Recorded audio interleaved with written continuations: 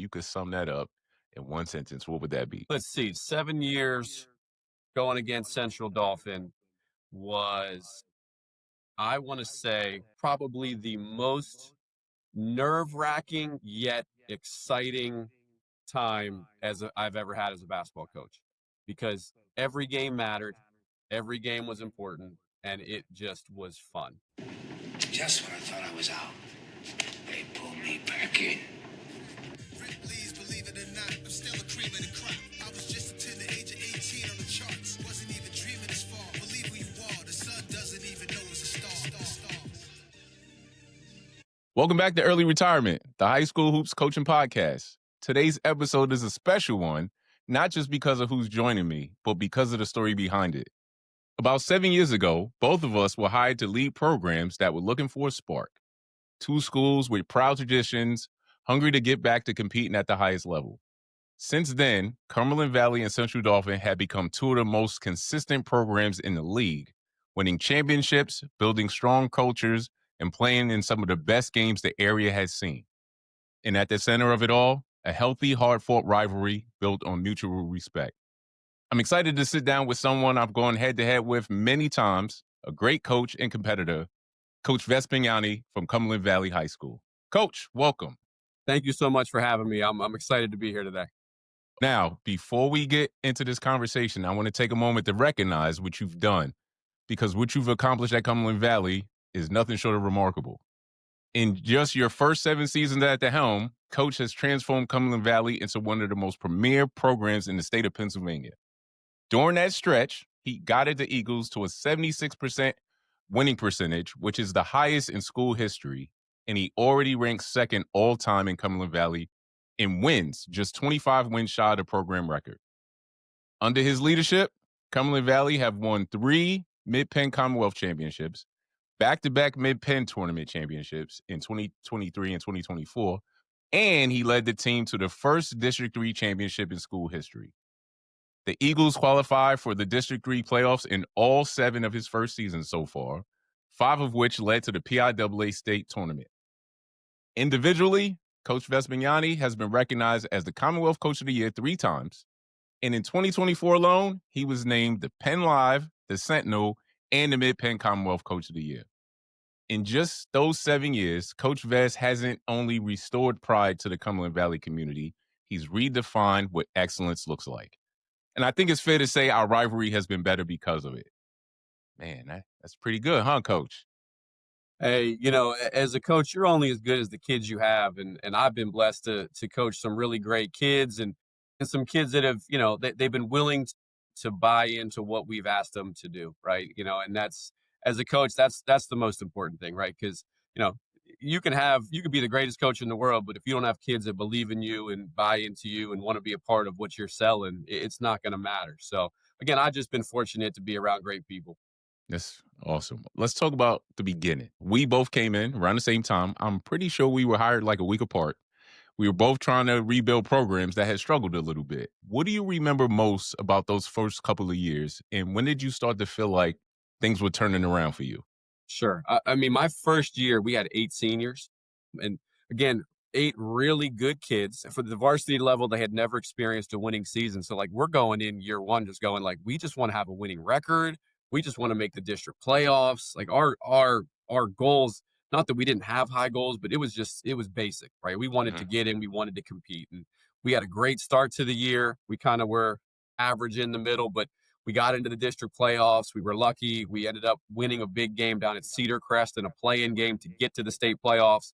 And then we ended up going and down and playing Abington when they had Eric Dixon that led the nation in scoring in Villanova last year. So it's just a great experience. And the funny part was that first year, like we go to the States and you think, okay, this is going to happen every single year. And year 2 and year 3, we had great regular seasons and we got knocked out in the first round of the district playoffs. So you kind of start doubting yourself a little bit, like, man, like that first year was easy. And it's easy. I don't say it's easy, but it's easier to kind of go from maybe not as good to good, but to go from good to consistently really good is something that I learned so much those first 2 years, because again, you start to doubt yourself a little bit going, man, like we were higher seeds, we get knocked out early. Like and maybe I'm not the guy for this, but luckily the kids stuck with it, and we kept persevering, and we've had some good years since. You talk about the perseverance. I feel like even in that challenge, there was some sort of establishing of this culture that you were building. Yeah. What do you think were the key pieces to that? So again, number one, like I said, that group of seniors just played really well together. So I was coming in with the mindset of like, and everywhere I've ever coached, we've always had like the offensive mindset of, it's all about the team. I don't care who scores. I don't care who shoots. We just want to score. And we've always run some semblance of a motion offense where the ball's constantly moving. And that was what fit those kids best. Mhm. Having those guys that kind of fit that mold, that sort of made it easy for us. Again, I came in with the idea of like, coming in right before we both came in, State College had kind of been, they had a couple really good years. And again, I came and looked into State College going, okay, what can we take from what they do? So again, we sort of had the mindset, and I heard this quote the other day and I love it. It was the idea of like, in a league full of fastballs, you got to be the curveball, right? Because we don't always have the most talent. We don't always have the most athletic kids. So we're going to play a little bit different than maybe everybody else plays because you play 3 games a week and you don't really get to prep much. And so how can we be different? Yeah. And I definitely understand because preparing for you guys was like banging my head against the wall because of that fact. And I think in a place like Pennsylvania where we play a lot of games in January, you hit the nail on the head. If you're different and you're good at what you're good at, it becomes very challenging. But as I think about myself and our competition in this rivalry, so to speak, the past 7 years was like one of the biggest things out there when we matched up. The gyms were always packed. There was always playoff implications. If one team beat the other, they might represent the league. There were emotional games. There were all kinds of things going on. How would you describe it from your perspective? It was one of those where I loved it and I hated it because you just knew like there was nothing was going to be easy. I mean, even coming down to, I was our first year over at your place, and my buddy John Gleesh, who was the official under the basket there, who I went to high school with, made a foul call there late, and I think Vance Russo knocked down some free throws to win the game on that and one, and then you go back to like the next couple years. I mean, I think we were 1-2 in the league, and every time we played, it was overtime. I think there was one at your place, the COVID year, that Overtime. was overtime. And then again, we've had just battles every single time that we've played, even to this year where we hit the three at our place to win in that game, and then the district game goes to overtime, and it's one of those where you just knew that no matter what, you had to bring your A game, and it was going to be a game, and records didn't matter, and all that stuff. So, again, it's like you love college basketball. You talk about the rivalries, like the Duke Carolinas and the things like that, and again, our guys got up to play your guys got up to play our guys. There was a mutual respect, but there was always like hatred too, which you want to have. I mean, that's what you want to have. So it was just a fun atmosphere. And like you said, with the crowds, I mean, I don't know if we ever played a game other than the COVID years where it wasn't standing room only in either one of the gyms. So, I tell that's you all. what, last year, there's so many because the overtime game at our place, we had a couple of overtime games at our Mhm. place, but the one, it was jam packed. Mhm. And when we played you guys, the second game last year, I'm like, man, there's a lot of people here until the district game. And then I'm like, oh, Yeah. wait, there's really a lot of people here. I I would say it was like maybe a week after that game, and I'm still feeling sorry for myself because we lost, right? But my AD texts me this picture out of nowhere, and it was like it was that game, and it was the dome, and it was completely filled. Like you could see, I mean, there was no empty seat. And at first, I'm like, what are you trying to make me like jump off a bridge or something here? Like, what's going on, man? Like, I get it. He goes, "No, I just wanted to show you how packed it was." But yeah, I mean, there was so many of those games where like even during pregame warmups where you look around, you're going, yeah, that's a good crowd. And then all of a sudden, like second quarter, you look up and there's the banners everything is full. I mean, Yeah, it's to the brim, that's what you want high school basketball to be about. truer words haven't been spoken. That I will miss, but I'm glad that we got a chance to be a part of it, really. For sure. I think about this for myself, but I'll ask you, do you believe that the competition between our programs helped you grow as a coach? 100%. And I think, again, like, I'm a competitive person. That's just like, because I was never the best athlete. I was never the best. So I kind of have that little, like, short guy chip on my shoulder a little bit. So with you and I coming in the same year, right? We're both taking over programs that hadn't been as successful. And then all of a sudden, I think both of us started out year one, like really Pretty good. good. Pretty good. Yep. So it just kind of fueled that of like, hey, we want to compete, and we want to both be the best, and we're both kind of, you're looking over your shoulder. All right, what's CD do tonight? All right, well, we got to beat them by 2 points more, right? Like we Yeah. just, Yeah. and again, it makes you better because you got to have people as a player, you have to have people that will push you. But as a coach, right? Like I know that I couldn't just come. We're playing you game two, like the second time through the league. I can't just do the same thing I did game one because you're going to have your guys prepared, right? So Mhm. we got to throw a little wrinkle. We got to do something a little different. Like I think it was the one, might have been year two over at your place, and you came out in this packed in like 3-2 zone. And every other time we had seen you on film, it was full court man, trap, press, this, that, chaos. We practiced for 3 days for chaos. And then you're packed in this zone. And I'm going like, what are we doing here? Yeah. Yeah. So like, it's just what makes you, it's the competitive piece of it, the chess pieces and things like that. I forgot about that, but not really because that is exactly what that was. That was a chess move because we we don't do that. To be able to get a leg up on you, we're gonna have to, from your term, we're gonna have to be the curveball. We're gonna have to make you work a little bit. You know, I think that was the thing that I always took from our rivalry was you can't just show up.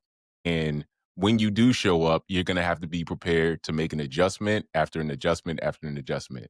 But that was the fun part of it too. It's looking down there and being like, oh yeah, you're going to have to do something different. It didn't see how that worked out. And I guarantee you, like, and I don't have a stat in front of me, but we were probably about even against each other when it came to wins and losses. And I guarantee you, of those, there was probably 6 or 7 games that could have gone to you that went to us, or could have gone to us that That's went fair to enough. you. Like it was just, I guarantee if you've looked at the total points score throughout the entire thing, I bet you that's probably pretty similar. I'm going to do the points. I know the record. You're actually +1. I know that for But you sure. need to stay. Hey, you need to stay retired then. All right, stay retired. Yeah, you definitely you're 1+ because we were at even until last year, and then Okay. you got the 2 and we got the 1. So, is there, speaking of those games, because this is fascinating to me that we know we can remember each of these games and situations like it was yesterday. Is there a particular game between us that still stands out? I mean, obviously, the second game last year with Jared hitting the three at the buzzer to win the game, that's obviously one that one stands out. From a win on our side at your place, I want to say our seniors that year were like Spencer Titus, Grant Kufa. We had Jackson Boone, Nolan Gilbert were juniors. And you guys were up, I want to say double figures, late Yes. third, early fourth quarter. And we go on this huge run and end up winning the game late. And that was one that, like, for that group, because we had lost 2 games early that year to Hershey and to William Allen. Mhm. And we were kind of on that, like, we could have teetered and gone one way or the other. And like that win kind of propelled us, and we ended up winning a bunch of games in a row after that. And I think we ended up winning the league that year. But Yeah, you that did. was one that, like, it showed us because you guys, I think, had won the league the 2 years It was prior to that. prior. Yes. So that kind of showed us like we could compete with these guys. Like maybe, we're going to be okay. But that was a fun one for us. You know what was painful about that is the fact that, well, Spencer Titus went for 10. I remember he went for 10 in the fourth quarter. Like Yep. he went off. So we scrapped our offense at that point, and we went Spencer and Jackson high ball screen and just let them go play. And Yeah. Spencer was tremendous. He was amazing. And that happens. And then you guys winning the league comes down to the last game. In the last game, we have to beat Chambersburg for you to get in. And Mhm. we're at Chambersburg. And I look behind our bench, and there's Spencer and Jackson and your whole crew. And I'm like, I want Yep. to win, right? Yeah. We're playing for a seed in districts now. But if we Right. win, then Cumberland Valley gets in. If we don't. I greatly appreciate that one. Greatly appreciate that one. So, I think that me having the opportunity to sit down with you like this is so cool because I can only could only guess like what you Mhm. guys were thinking and what you guys were doing. And as much as there is this healthy respect, like, man, I did not want to help y'all get in. Like, I just didn't want to do that. But it all plays into how this has all gone. And I think that over time, our philosophies, we've had to tweak them a little bit. And I guess my question for you is, are there any lessons that you learn, anything that you change from watching either the losses from us or watching other programs that shape how you coach today? Oh, yeah. I mean, so probably about, I think this was our 3rd year. So in the off season, we used to play like in the local summer league. Mechanicsburg ran one. We did that, and basically we couldn't beat you because athletically you guys would get up into us. We couldn't execute what we wanted to do. We couldn't play. We couldn't compete right there. So we made that switch. We started going down to Westchester for summer league.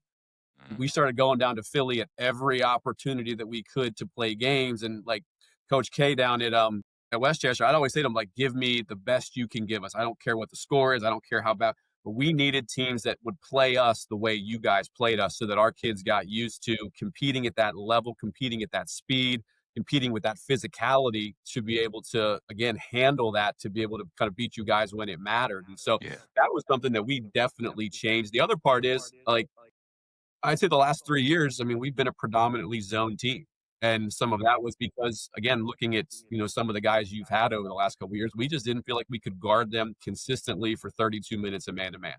So, that's changed our philosophy where we've become much more of a zone-based team. It's given us a chance to compete.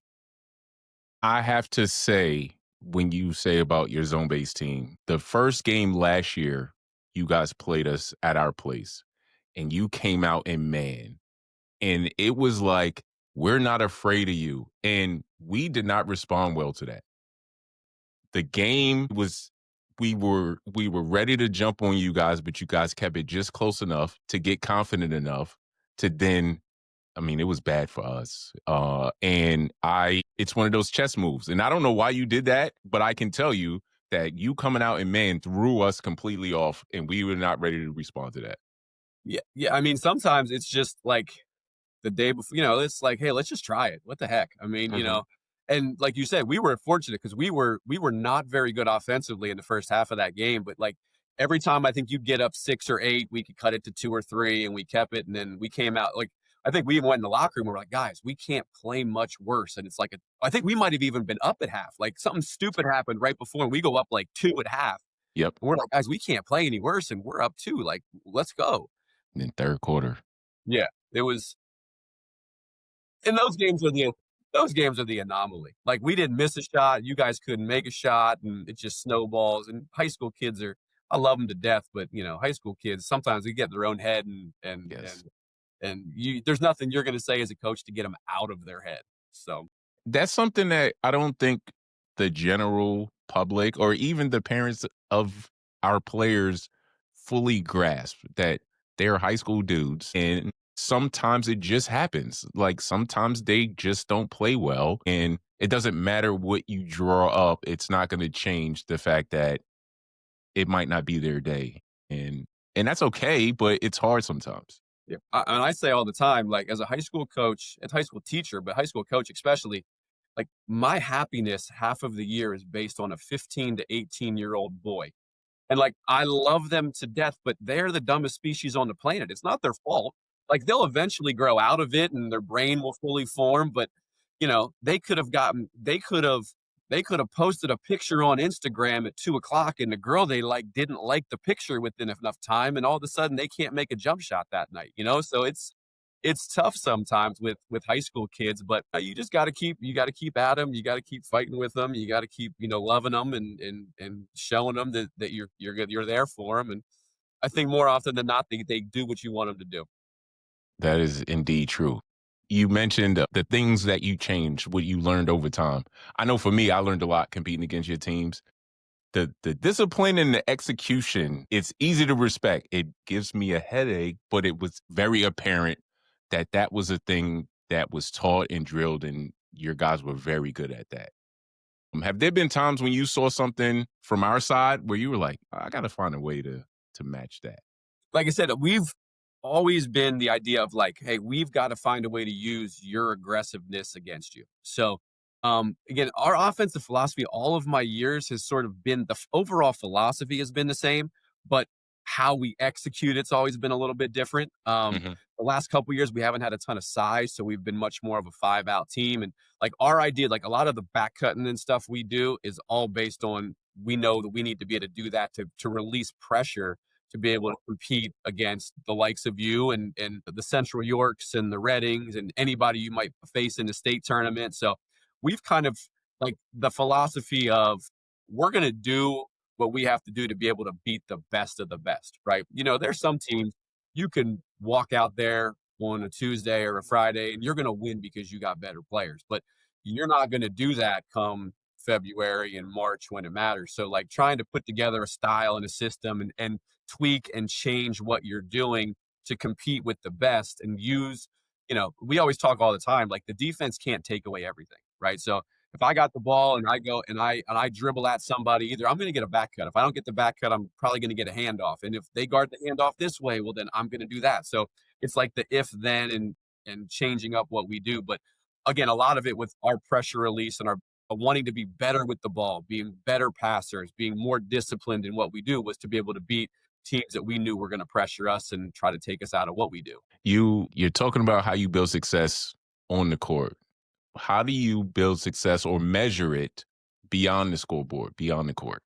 I mean, the what I've loved in this entire 7 years is just the relationships with the kids that I've gotten to build.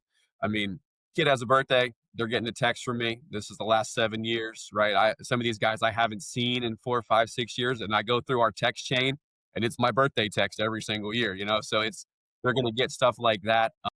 We spend a lot of time together outside of basketball. So like we go to the Westchester Summer League, like I had said, but we take school vans when we go. So the kids are in vans together. We change up who's in the vans with each other. We don't let, these four are their friends, these four are their friends. No, we mix and match the kids together. After the Westchester, like we'll stop, we'll feed the kids, Chick-fil-A, Wendy's, McDonald's, wherever they want to stop. But again, they're sitting together, they're eating together. We've tried to go to a team camp every single summer. My favorite is the one in Ohio. The kids hate it, but it's miserable. But again, it's the kids in the dorms, in the bunks, in wherever they're together. They're spending time together. We've been a big believer the last 2 years, and the kids have kind of done this on their own. The amount of times that our entire team after a game will go to dinner together, the entire team will go to lunch together, they'll go to breakfast together. They'll have sleepovers, and it's not like a sleepover where like, oh, like it's the entire group. It doesn't matter if you're a senior, a freshman, like they are all together. And it's a credit to kids like Nolan Bazalka and JD Hunter and Dylan Levis. Like those are the guys that kind of got that going. That's not something that we've asked them to do, but we've just tried to spend so much time in the off season together that it's just creating an atmosphere where the kids are just comfortable with each other, right? They're comfortable with telling each other the truth. They're comfortable with being themselves and being able to be coached. And I think that has a huge part in it. You mentioned some players that aren't in your program anymore, but were very instrumental in the continuation and growth of your program.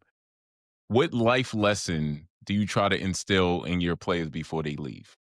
Yeah, I mean, I think the biggest thing that we try to get all the kids to understand is it's not going to be easy. Like life is not easy. And a lot of times, you know, coming up as a high school kid, not that you get everything handed to you, but you're not struggling a ton. Like most of my guys love them to death. They're not struggling a ton, right? So, but at some point in life, you're going to struggle. You're going to hit a wall. You might, there's this job that you want that you might not get.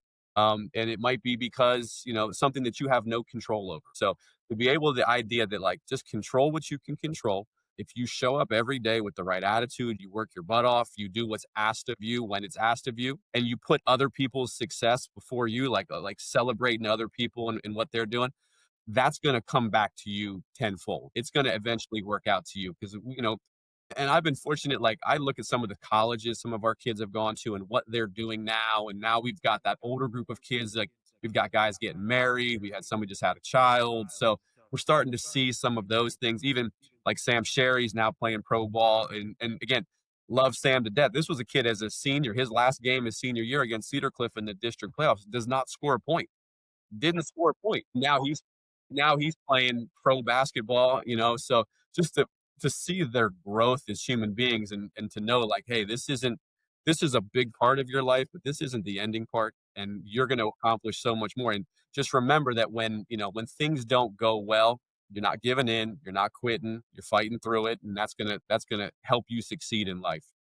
Man, that's good stuff. I am a big proponent on the kids being together as much as possible because there are always going to be distractions and crazy things. Like you said, somebody didn't respond, they didn't like your picture well enough, and there are a lot of things that will send somebody off the rails, and having a closeness, having a relationship, those guys together is always impactful. So it makes all the more sense to me now why your guys are always on the string defensively and offensively, because they spend a lot of time together. So credit to you, but credit to those guys that you mentioned that did that.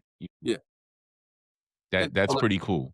and I think as a coach, again, you can't you can't make things happen. Like it has to happen organically, like with a lot of that stuff. The kids have to, and we tell them you don't have to be best friends. Like we're not asking everybody to be best friends because that's not realistic. But you got to have a respect for each other and what each other is doing, and you got to be willing to, work with each other. Because again, that's another life lesson. Like you might not like your boss, right? Like you might not like the dude that's cubicle is right next to you, but you got to work with him, So finding ways to do that is important.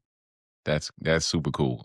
Looking back, well, at least I can start to do it, and maybe you will later. But years from now, when you think about this 7 year stretch of CV and CD basketball, what do you think you'll remember the most? You know what? It's funny. Like the game ends Uh-huh. and handshake lines are going on, and you and I always would come together, and there would just be a smile. Like a lot of times there might not even be words, right? It would just be like a smile and like, man, that was fun, right? Like Yes. I think that's the thing that I'll probably take the most with it. Again, win or lose, right? Because every game was just so competitive, and every game it was again like I want to win every game, but I also want to coach fun games, right? If you get beat by 30 or you win by 30, not that it's, you don't like to win by 30, but like it's not as enjoyable as those games where you're getting to kind of actively be involved down the stretch and this and that. But yeah, just the respect when we would come together, and it would always be a smile and a laugh and a little hug and just, man, hey, congratulations one way or the other. So that's something that's going to really stand out to me. And that's something that means a lot to me and it's important to me. I appreciate you saying that. My first stint as a high school coach was at Camp Hill, and there always isn't a camaraderie around coaches. And I learned that when there are coaches who appreciate and respect what you do, I always gravitate to them. And even though we're competitors, I learned that at Camp Hill, I'm dealing with Trinity all the time. But Coach Koselak was amazing to me from the very first day. And so, as much as I wanted to beat them, and I never did as a coach at Camp Hill, uh, I always respected the fact that he never tried to big time me. He never acted any other way, but super respectful and helpful. And so when we came into this thing together, and it's me, you, Coach Shally, we're the three new guys on the block. But I feel like, at least for me, the three of us have a high level of respect for each other that transcends the competition part. So I appreciate you saying that, because I feel the same way. And even I mean, there's times both ways where I would win, our team will win, your team will win, and it will be one of those hard fought, and it'd be like, it's like, I'm happy we won. I feel bad for you, but I'm happy we did Yeah. that sort of things. Yeah. And I think that the best part about it was, again, irregardless of what the score was, there was always that respect, right? It was never like, hey, you beat me and I'm mad because you beat me, so I kind of quick handshake you and walk out the door, right? Like there was always that because of the respect. And again, like you said, I think it's because we all came in at the same time that there's that little bit of that bond because we were all the new guys at the same time. But yeah, it was that respect was always important to me. Awesome. Before we all the way wrap up, I want to ask some fun questions. Just, I don't know, let people get to know you a little bit more. And so the first one, well, I don't know if I'm going to ask this one yet, but I will ask you this first. What is your favorite post-game meal after a big win? So I am pretty cheap when it comes to that stuff, but I have an addiction to Diet Coke. I have Okay. a Diet Coke addiction. My players will kill me over the years that like I got the big 44 ounce. I might even have one down here hiding in a corner My somewhere. God. I know it's god awful. I know. But I always have that. So every year I've coached, one of my kids has been involved. So I have a son who's a freshman this year who from second grade up until like eighth grade, I mean, he was with me at every game, home and away on the bus. Mhm. Last year, I have a daughter who's an 11th grader and a seventh grader. So those two, my son was a seventh grader. So those two started coming with me all the time. So it became just like, hey, game's over. Let's go get a sheets order. So as we're driving out of the CV parking lot, we're doing a sheets order. I'm going to get at 9:30, 10 o'clock at night. I'm getting a 44-ounce Diet Coke. And then I'm up till 2 in the morning, not sleeping. And that's like, so I would say this. I had a, f- I've been really working hard the last couple of months. I've lost some pounds. I've tried to get into shape, but the Diet Coke still stays. Still Can't help. there. You Can't. know what? It's It's sometimes you just got to chalk it up. And if it's right. the Diet Coke for you, then so be Yeah. it. Yeah. I feel like if I gave up the Diet Coke, we'd start losing. So I don't want to do that. Like I No, no, can't. no. You got to. We talk about teach psychology is one of the classes at school and superstitions and things Mhm. like that. And as much as, there's nothing to it, there's something to it. And when there is a habit that you create, like there's just a level of comfort. So if it's the Diet When Cokes, so be it. 2 years ago, when we were about to be in the district finals against Chambersburg, we always talk about, hey, what are we going to wear for the next game? Mhm. We went back through every single game that year and we figured out what our record was in each And these outfit. scare. And we decided to on an outfit that we were undefeated at the point because of superstition. So How about that? we went with the white polo and the gray. It worked. We went with the white polo and the gray pants because we were like 6-0 in that outfit that year. So, you Now, know, did you wait until was that the time that you realized it, or like you knew it along that you it were just no, it was the practice. Like we played, I think it was Friday night, and it was the Thursday we get done with practice, and as coaches were sitting there, and like at the practice before the next game, they'll always ask me, "Hey, what are we wearing tomorrow?" And I'm like, I don't know. Like I don't know what to wear. So we literally pulled up huddle and went through every single game and figured out what our we had a sticky note with all of our different records, and we figured out what we were wearing and what we weren't wearing, and we've had some times where like last year, our white shirts, we lost like 3 straight games in our white shirts. We threw them out. We never wore them again. no more? So, a little Man, bit of superstition there as well. I swear, when it comes to the whole outfit thing, I feel like I was the most maniacal when it came to that.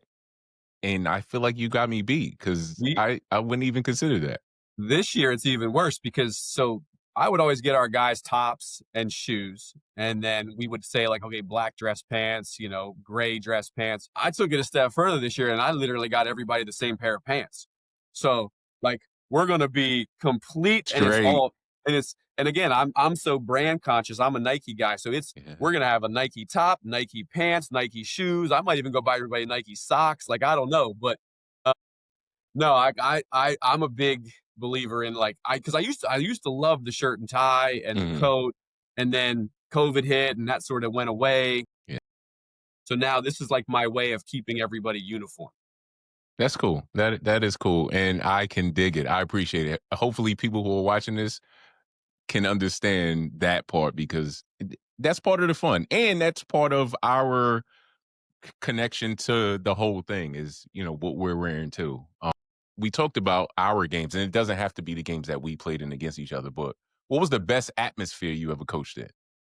I would say district semifinals when we played Reading at our place. And Reading they had won, that's who we had lost to the year before in the district finals in the overtime game. And when I said, like, you know how, so district playoffs is like, what, 45 minutes prior, you can get on the floor and start shooting around. So our guys come walking out at, let's just say it's 6:15 for a 7 o'clock start. Our student section was full. It was full at 6:15. And like, they're going crazy at 6:15. Again, just one of those, and it was a great game. Like we would push it up. Reading would come right back. We'd take a lead. They'd come right back. And we went on a run and they called a timeout with like maybe a minute to go. And we're up like 12 or 14. And you kind of had that like, okay, the game's over. I just Yeah. remember kind of looking around the building going, oh my God, like it was loud. It was, That's I mean, awesome. that was just an extremely fun, and again, against an opponent like that too, that's always so good. Just a fun thing.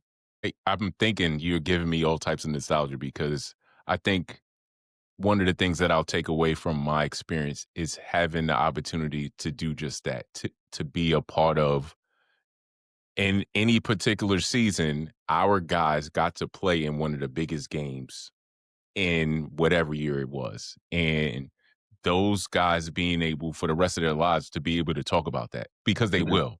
It's like your players on that team will talk about that game. They'll be 40, 50 years old talking about it, you Oh, yeah. know? That and like the state playoff type games too. Like again, we got to play against Eric Dixon from Abington. Right. Yeah. Last year we got to play against Colton Hiller. Like Colton Hiller's probably going to be a pro, right? That Like guy's so pretty I good. mean, Yeah. just when you get to those state playoff games and the atmosphere and the different arenas and getting to play against guys that you're going to see play on TV, and that's just it's just a fun experience for guys, because like you said, that's the things that they'll talk about, and they won't remember the score of those games. They won't remember anything beyond that of like, do you remember when we played those guys at that place and the crowd and that guy was saying this in the third row and I made that shot? Like, you know, like, like, like, the game we played Carlisle at Carlisle 2 years ago where Jared Delimpio hits The two corner threes in three the last, again. Gosh, this yeah, kid. he hits two corner threes as a freshman. I don't know Yes. what the final score of that one was. I can tell you about those shots all day long. So Yeah. it's those are the moments and the experiences that these kids are going to get from high school sports that are just you can't match those anywhere else. At all. At all. One last one before Yeah. we wrap. What's one thing that your players will be surprised to learn about you? Man, what's funny is I'm kind of like an open book with those guys. Like Is that right? yeah, I mean, you know what? All right, I got one.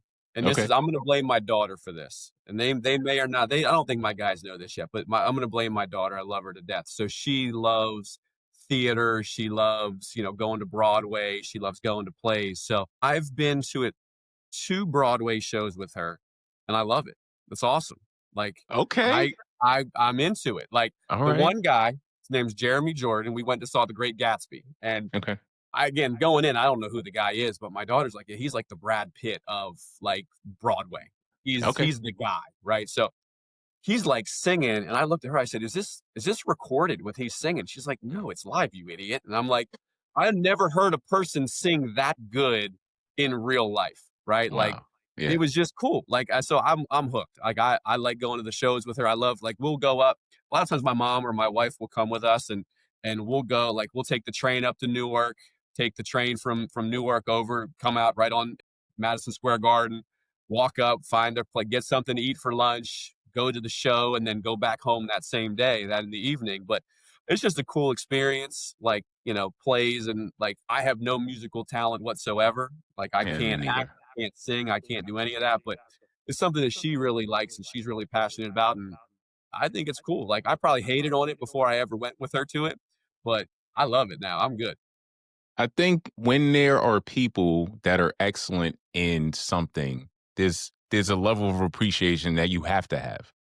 And to take it a step further, because you were open to it, it allowed for you to really receive that, which is awesome. I think I was introduced to theater a little bit earlier, but same thing. I would not have thought to myself, yeah, I want to go to a play or anything like that. But I grew up in New York City.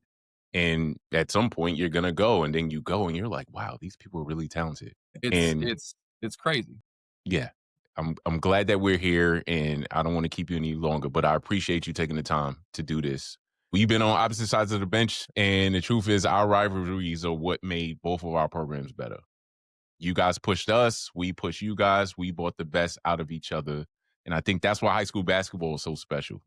If you could sum up our rivalry, the 7-year run, because I'm not coming back. So the 7 years that we got a chance to do together, if you could sum that up in one sentence, what would that be? Let's see, 7 years going against Central Dauphin was, I want to say, probably the most nerve-wracking yet exciting time I've ever had as a basketball coach, because every game mattered. Every game was important, and it just was fun. So I know it's like a little bit of a run-on sentence there. I'm not an English teacher, but no, it was enjoyable. It was fun. It was exhilarating. It had every adjective that you want to associate with a high school sport all wrapped in one over a 7-year period. And I am in full agreement. I thank you so much for being here and us being able to share this together. Before we go, though, I got to give a shout out to my jerseys. For you listeners out there and anybody watching, if you are interested in one of those digital replica jerseys, go to myjerseydesign.com and Rocky and his people will take care of you. Also, because you're here at this point, I think you appreciated our conversation. Make sure you hit the like button. Make sure you subscribe so you can stay in the loop so that we can have more coaches come on in and have some great dialogue like we just had. Make sure you follow us at Early Retire Pod. That is the handle for Instagram, TikTok, X, and Facebook. This will be on, if you're watching it, you'll see it on Apple Podcasts. You'll see it on the YouTube channel. You'll see it on Spotify, and it will always be audio only on SoundCloud. That is where it originated. That's where it will always be. Again, Coach, thank you again. I will see you. This time I will be in the stands and appreciating all that there is about high school basketball. And we expect that in a red shirt, a couple rows back behind our bench, okay? Little red shirt, maybe black shirt with some red on it, like a Bulls jersey maybe, I don't know, but we make it work. I know you're a New York City guy. The Bulls jersey probably don't work, but, you know. I'll think about it. There you go. There you go. All right, Coach, man. Have a good one. We talk soon. Thank you. You too. Thank you for having me.